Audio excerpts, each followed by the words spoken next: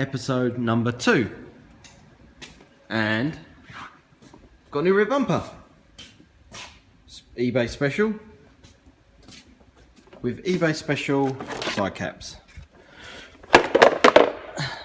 So that's the job I'm going to do now.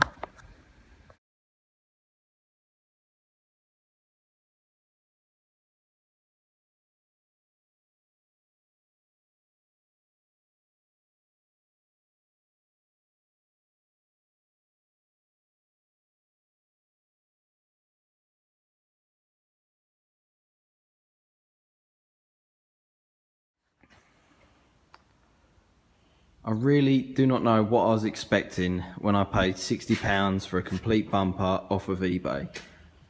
It really doesn't fit that great. I can't get the centre trim to fit, so I've got annoyed with that and just thrown it in the back of the van. It doesn't really line up that well. All the clips broke like instantly, so I've had to put little self-tapper screws behind it to try and hold it on. Yeah, oh well. Looks better than what it did before though, so that's something. So, a few little things I've noticed about the van. The misfire's getting worse. Obviously I didn't really expect it to get much better. The engine lights come on, which was probably going to be inevitable anyway. When I drive down the road, the steering wheel sits like this, so I think I'm going to need to do the tracking, and the brakes are absolutely shocking. I thought that was going to be a bit bad, where where the van had sat for a little bit and there might have been a bit of surface rust on the disc, but that's now cleaned off and they are definitely shocking. I stopped at a junction the other day, and when I put my foot on the brake, the back wheels locked up rather than the fronts doing most of the work. So I think there might be something wrong with the load valve at the back. I'll have to have a look. And to top it all off, there's a slight bit of knocking noise from the back, and I don't know where, because nothing showed up when I MOT'd it. So I'm gonna have to give that another go. But other than that, I'm waiting for my windscreen to defrost so I can drive to work. Misfire and all. I've just driven the van into the workshop for the last time, while it's powered by this engine anyway, because I have bought this. This is a 2 litre Z-Tech, so let's see how that works out. Are you excited to be taking the engine out of my van today, Jamie? Not at all. It's Why? raining, I want to be at home, but no such luck. I know why you're here. Because you have a mortgage and you're getting paid. No, in fact, I need to borrow this van to actually move house. So I don't want to use it on 3 cylinders, thanks. And that's another reason why you need this van to work. I don't think a sofa will fit in there though. You having fun there? Yeah. You've made a mess. So we've stripped most of the up top stuff out. I'm just about to take the drive shafts out, draining the oil, drain the power steering fluid, drain the coolant, gonna drain the gearbox oil. James just taking the back mount off that looks like it's hanging. Oh no, you've unbolted it. Got to take the exhaust system and then it'll come out. Not bad for about half hour's work, eh? Hey Jay. I just run my phone through oil. Damn it. Little top tip when taking shafts out of most modern Fords. Most people gun the bolt out the hub and then like hammer it down and mash all this up, or some people split the bottom ball joint or take the pinch bolt out. If you just undo this front pinch bolt that's never ever seized, you can literally put a lever bar in there, lever it out, and it gives you enough room to slide the CV joint out, so it's no mucking about and it doesn't stretch on the brake hose or the anti-roll bar link or anything. So yeah, so keep that secret. Shh. So drive shafts are out. I've made sure everything's disconnected down at the back of the inlet, drain the gearbox oil, drain the engine oil, the antifreeze, power steering pipes disconnected, all the looms off, clutch line, gear selectors, all the back mounts off. It's literally just hanging off the 2 engine mounts, or the engine mount and the gearbox mount. So we're going to let it down now, route the power steering hose out the way so we don't get dripped on. Put something under to support the engine and undo the mounts, and the engine and box should be out. Jamie's just checking his Facebook. Standard stuff. Yeah. So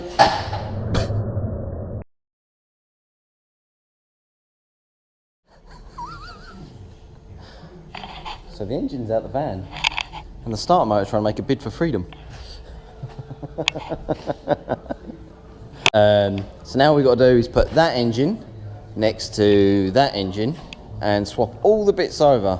They're pretty much the same engine, apart from obviously that one's a 1.8 and the new one is a 2 litre. I bought it blind, cost me 140 quid delivered. I don't even know if it runs, so I'm taking a little bit of a gamble here, much to Jamie's delight, as I'm sure you can tell.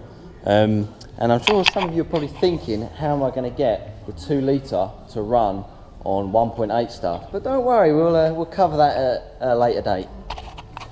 So I took the timing belt off just for good practice, just to see what the state of the belt was.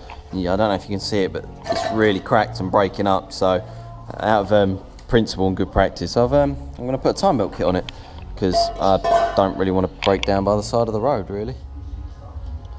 New belts on, new guide, new tensioner, locked in the plate. Could probably do with a rock cover gasket, but I forgot to order one, so we're going to have to recondition that one. Pins in the front of the block.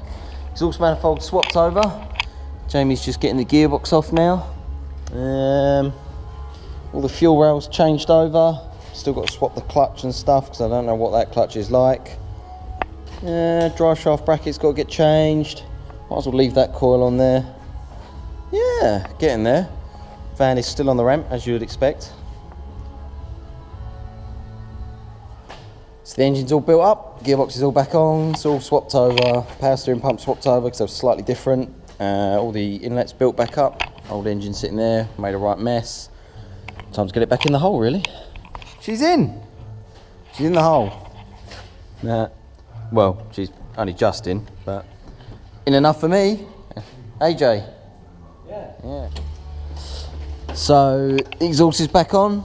I had to drill all the studs out because they sheared when I was taking it off.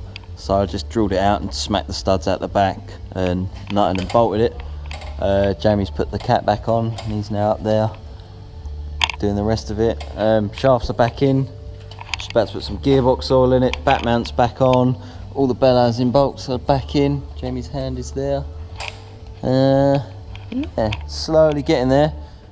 Engine's back in the hole. All the mounts are bolted up, plumbed in the fuel lines. Jamie's making a mess. Most of the wiring loom's back in, gear cables are on, clutch line's in, all the wiring for the star motor and the alternator's in. Just got to plug in a lot of the stuff down the back of the inlet. Brake servo pipes connected. Just got the charcoal canister to connect up. Exhaust system's on, haven't put the heat shields on yet. You can clearly see Jamie's just putting the header tank on now. So, nearly time for the big bang. I've got this awesome little tool. What it does is you literally connect it to an airline and then you put it in the header tank, and then when you press this button and shut that tap, it sucks all the air out the header tank and out the whole cooling system, and then you put that pipe into your antifreeze, open the tap, and it just sucks the antifreeze in. It saves like airlocks and stuff, so you can actually see the coolant hoses collapsing, so you won't be able to hear me talk, but yeah, you get the gist.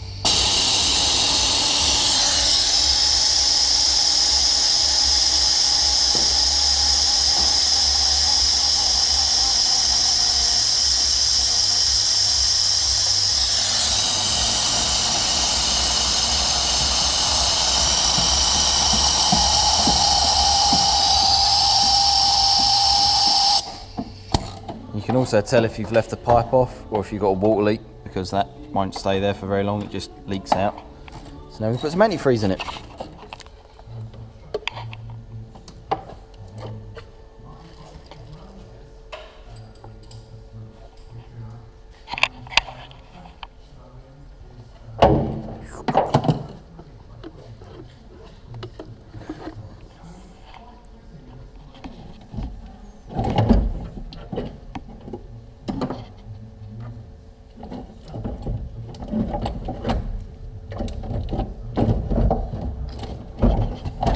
And now the rest can have water.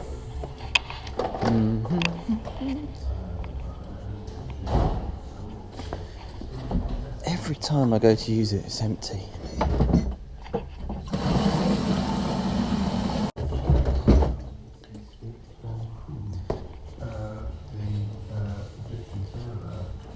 Jay, could you lift that pipe out of there and put it in here, please? Because I've run out of hands. I think... I'm so sorry. I need them. Oh. There you go. Cheers. Such a...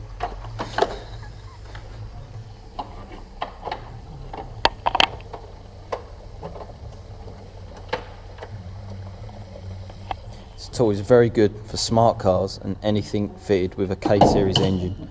Saves airlocks when running them up. So Jamie's just giving it the final once over before the big bang. Got oil in it, it's got antifreeze in it, power steering fluid, gearbox oil. Everything's connected up from what we can see.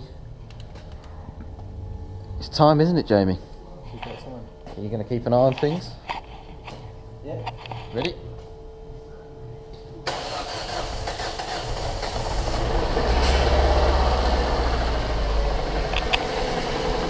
Bit of a misfire.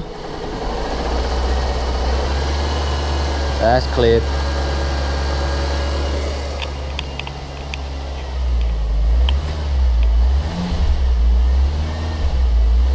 It's cold.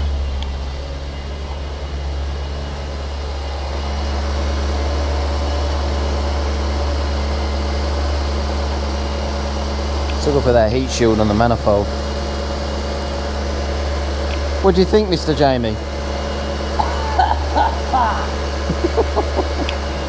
I think that runs alright.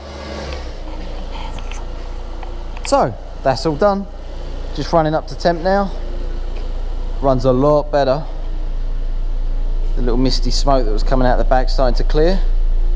I would say that's job done. So now quick clear up, put that in the scrap, put the tools away, go home because I'm tired and it's Saturday and no one likes working Saturdays.